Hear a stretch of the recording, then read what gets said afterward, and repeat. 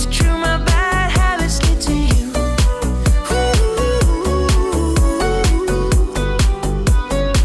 My bad habits get to you. Hey everyone, welcome to our first newscast of the year. It's a new year, and that means that a lot of clubs here at the high school and career center are starting to look for members. Here's a list of the clubs currently accepting members and the dues for each. First, FCCLA dues are $20, and that includes a t-shirt. Dues can be paid to Miss Hodo. Pep Club dues are $20 as well, and also includes a t-shirt. Those dues can be paid to either Miss Hodo or Miss Talina in the office.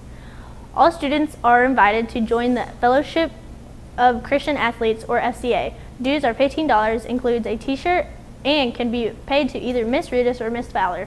The first meeting for FCA will be before school next Friday in the gym. Skills USA is looking for new members as well. Students can sell raffle tickets for a trailer that is being built by students in welding, auto, and carpentry classes at the Career Center. That will pay for their dues. Anyone wanting to join FTA will need to see Miss Dixon. Beta Club will be holding a membership drive next week during lunch. You can get information and sign up then.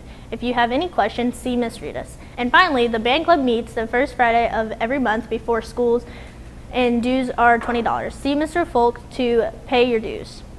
Sign up for class elections are being taken in the office until Tuesday. If you would like to run for office, make sure you put your name on the list for your class, and then Mr. Cates will contact you about interviews for the position that will be done next week. The counselors will begin senior interviews next week as well. You will get your invitations from them through the month of September. The annual school picture day is coming up in a couple weeks. Interstate Studios will be here on Thursday, September 16th to take pictures for all students, including seniors. You need to have your picture taken even if you are not ordering any pictures. It seems a long ways away, but another date to remember is the date for this year's prom. It has been scheduled for Saturday, March 26th. If these have seemed like the longest 2 weeks ever to begin the school year, remember that we have a 3-day weekend to celebrate and kick back. There will be no school Monday in honor of Labor Day. Every week, we try to come up with something to ask you and get the opinions of students here at DHS. This week, we were looking for a freshman to tell us about the biggest differences, both good and bad, between life at middle school and high school. Here's what some of you had to say. There's more freedom in high school. The classes and options. The lunch. It's a lot more lenient and it's been fun. That's it for the news and announcements. Here's Alex with sports. Thanks. The football team kicked off their season last Friday when they traveled to Kelly to play the Hawks. In the first quarter, Chris Black completes the pass to Nolan Zerwanka for 27 yards on the play. Later in the same possession, Cliff Hodo gets the ball and takes off down the field for the first touchdown of the game. In their first drive, Kelly fumbles the ball thanks to a nice hit from Charlie Jones, and Carson LaRue picks it up and runs for another touchdown, making the score 13-0. But Kelly's offense and defense would settle down and come back to win the game 28-13. Tonight, the Dons play their first home game against the Kennett Indians. If you can't make it to the game, we'll have it live on our YouTube channel. The softball team is off to a big start, winning their first 3 games of the season. They played Van Buren and Jackson last weekend and won both of those games.